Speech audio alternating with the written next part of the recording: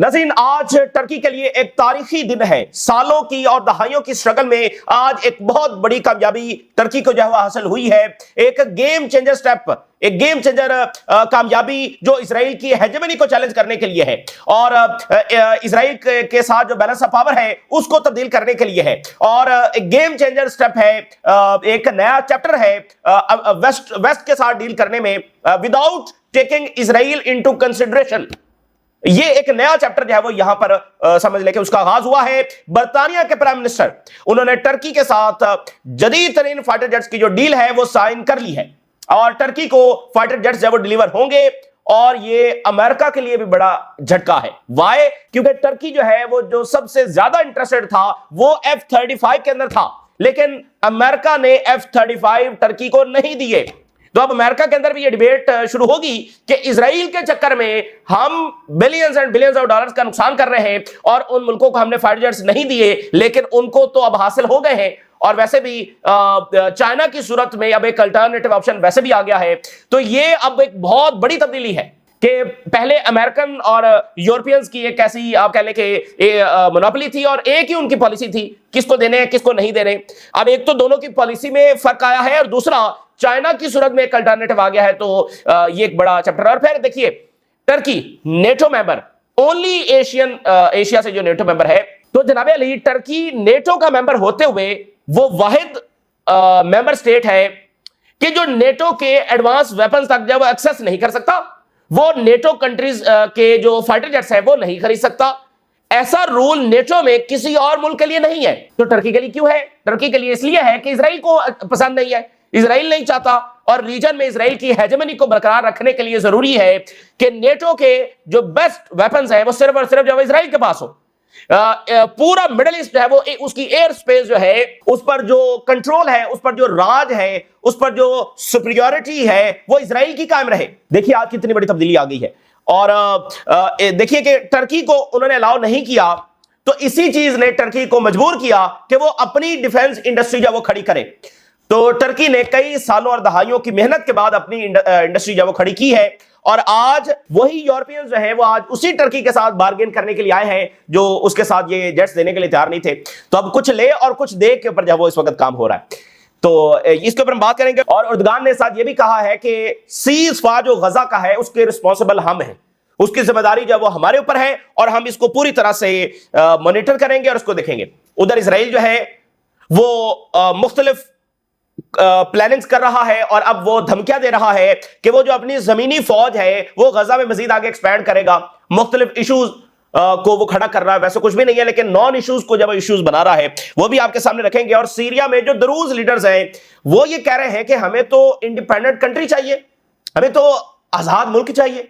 अचानक जो है वो उनको याद आ गया है कि उनको आजाद मुल्क जो है वो चाहिए और जाहिर है के पीछे इजराइल है। तो ये एक बहुत बड़ा चैलेंज है टर्की के लिए और पूरे रीजन के लिए।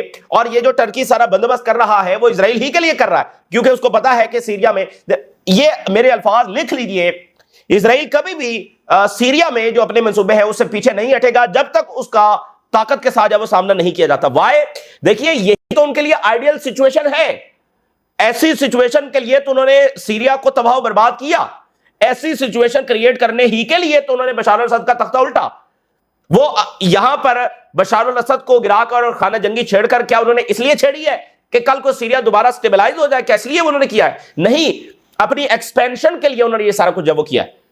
तो एक्सपेंशन तभी होगी जब ये वाली सूरत हाल क्रिएट होती, तो वो उन्होंने क्रिएट की है। और जो एक बशार अल असद का एक स्टेटस को कायम था और रशिया की गारंटीज थी वो टूट गई, तो उनको मौका मिल गया। तो जिसके लिए उन्होंने दहाइयों पीछे प्लानिंग की हो और इतने लोग मारे गए हैं, ये सारा कुछ वो पीछे से इस पॉलिसी को लेकर बढ़ रहे थे, तो आज वो छोड़ेंगे। तो इसका एक ही तरीका है कि इजराइल के साथ कोई डिप्लोमेसी नहीं चलेगी और टर्की को जरा तैयारी पकड़ लेनी चाहिए और बाकी मुल्कों को भी। और वरना सदरन सीरिया जो है वो इजराइल किसी सूरत छोड़ने वाला नहीं है। ये उनके एक्सपेंशन इस प्रोजेक्ट है और वो दरूज को इसी तरह एक्सप्लॉइट करेगा। तो ताकत के साथ, जैसे अल शरा जो है वो प्यूटन से ये मुतालबा करके आए हैं, उनके साथ ये बात डिस्कस हुई है, पता नहीं रशिया ने इसको अप्रूव किया या नहीं, लेकिन ये बात हुई है कि रूस जो है वो अपनी फौजों को यहां पर डिप्लॉय करे और उसी तरह से उसी पैटर्न में डिप्लॉय करे जैसे बशार अल असद के टाइम पर थी। ठीक है ना? तो अब उनको अंदाजा हो रहा है। अच्छा जनाब, दूसरी तरफ वेनेजुएला के हवाले से अमेरिकन अब खुलकर यह बात कर रहे हैं कि उन्हें वेनेजुएला पर हमला करना उनके लिए क्यों जरूरी है।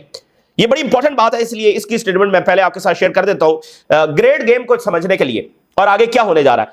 यह अमेरिकन हाई ऑफिशियल्स है और वो क्या बात कर रहे हैं, कह रहे हैं कि प्रेसिडेंट मडोरो जो है ये दुनिया का जो लार्जेस्ट ऑयल रिजर्व है, इस प्लेनेट अर्थ का सबसे बड़ा जो ऑयल रिजर्व है उसके ऊपर बैठा हुआ है ये बंदा, और मिनरल्स के रिजर्व्स के ऊपर बैठा हुआ है। और ये जो वेनेजुएला के रिसोर्सेज हैं, ये लाइन बड़ी इंपॉर्टेंट है और जो आगे जंगें होने जा रही है उसको समझने के लिए बड़ी इंपॉर्टेंट है।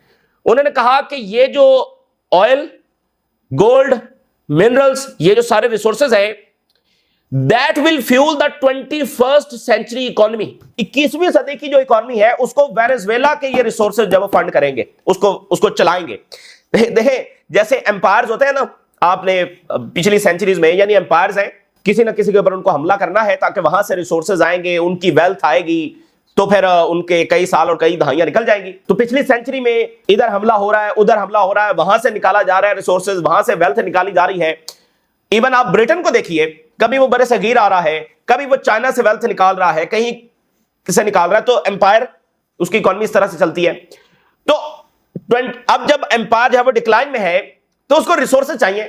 तो भाई वेनेजुएला के पास तो दुनिया के सबसे बड़े रिसोर्सेज है भाई, ऑयल तो सबसे ज्यादा वेनेजुएला के पास है ना, तो फिर मिनरल्स भी है, फिर गोल्ड भी है, फिर और भी बहुत कुछ होगा। तो इस एम्पायर को वो कह रहे हैं चलाने के लिए जरूरी है कि हमें ये हमला करना ही करना है। तो आप जरा सोचिए कि ये क्या होने जा रहा है, ठीक है ना। यानी एक कह ले कि खुलेआम जब वो एक डकैती है, दिन दहाड़े एक डकैती है जो एक मुल्क के साथ होने जा रही है, और बाकियों के साथ भी यही होगा। यानी पॉलिसी ये है ना कि भाई रिसोर्सेज निकालने हैं, वेल्थ निकालनी है, तो ही 21st सेंचुरी की इकोनॉमी का उनके पास प्लान ये है कि मुल्कों पर हमला करो, वहां से उनकी वेल्थ निकालो, तो ऐसे ही मामला चलेगा। तो ये एक पॉलिसी है जो बहुत सारे मुल्कों के ऊपर अप्लाई होने जा रही है। तो वेरी वेरी डेंजरस। तो वेनेजुएला के ऊपर जनाब अली उनकी नजर है। देखते हैं कि वेनेजुएला का क्या मुस्तकबिल है, क्या उसका मुकद्दर है, लेकिन बड़ा ही मुश्किल तरीन टाइम उसके ऊपर आ गया है। जनाब अली बर्तानिया की प्राइम मिनिस्टर डील उन्होंने साइन की है $11 बिलियन की। और जरा मैं हेडलाइंस आपके सामने रखता हूं, Turkey and UK seal Eurofighter deal amid regional shifts.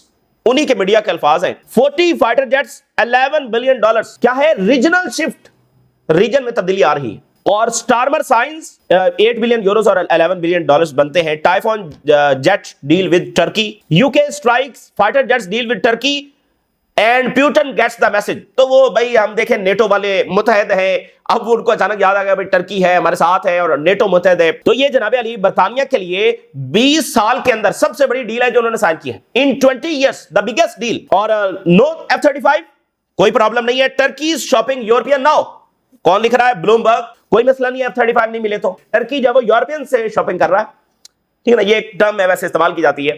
तो उधर से उन्होंने नहीं दिए तो कोई नहीं, यूरोपियन से जब ले रहा है। और चाइना के साथ टर्की के ताल्लुकात आगे बढ़ रहे हैं और उनके अपने फाइटर जेट्स है वो भी तैयार हो रहे हैं। अच्छा जी, अब जरा ये यूके के प्राइम मिनिस्टर उनका जरा ट्वीट देखिए। कहते हैं कि मैंने डील साइन की है जिससे 20,000, ये बड़ी इंपॉर्टेंट बात है, 20,000 ब्रिटिश जॉब्स है अक्रॉस द यूके वो क्रिएट होंगी। बर्तानिया है, बर्तानिया उस्मा सल्तनत उस्मानिया को शिकस्त देने वाला, दौलत ताकत का मरकज यूरोप, टर्की के साथ डील कर रहा है टू क्रिएट जॉब्स। ये वो रियलिटी है, ठीक है ना।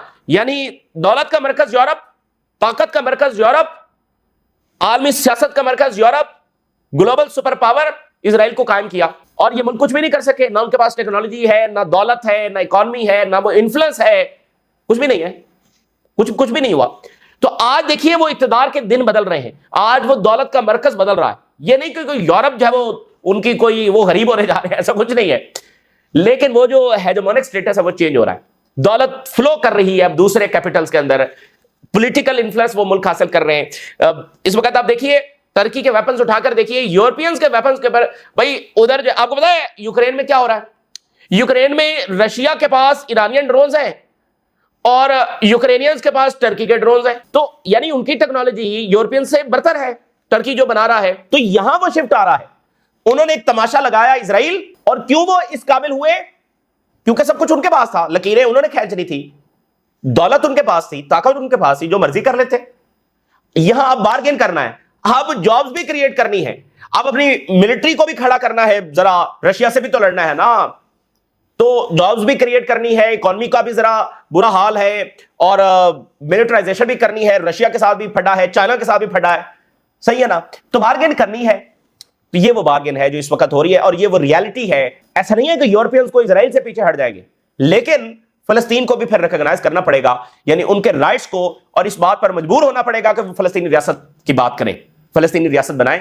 ठीक है, इससे पहले तो वो इंटरेस्टेड नहीं थे, लेकिन अब वो मानना पड़ेगा ना, इस बात को मानना पड़ेगा। तो जब आप दुनिया का इख्तियार आपके पास होता है, जो मर्जी करें, लेकिन अब जब बाकी पावर्स इमर्ज कर रही है, तो फिर आपकी तो सारी बात नहीं ना सुनी जाएगी, तो कुछ ना कुछ तो करना पड़ेगा। तो आप देखें, इस डील में इजराइल नहीं है। क्या इजराइल को यह पसंद आई है ये डील? नहीं। तो फिर बरतानिया ने क्यों की है? और ना सिर्फ बरतानिया ने की है, बल्कि जर्मनी इसमें ऑन बोर्ड है, इसमें इटली ऑन बोर्ड है, इसमें पूरा यूरोप ऑन बोर्ड है। तो फिर इजराइल को एक चीज पसंद नहीं है, और इजराइल की बराह रास्त एयर सुपीरियरिटी चैलेंज हो गई है, तो क्यों की ये डील? तो आप उस मजबूरी का जो है अंदाजा लगा सकते हैं। एक और बड़ी इंटरेस्टिंग चीज है, और वो ये है कि जो उर्दुगान साहब गल्फ का दौरा करने गए थे, उसकी भी वजह सामने आई है।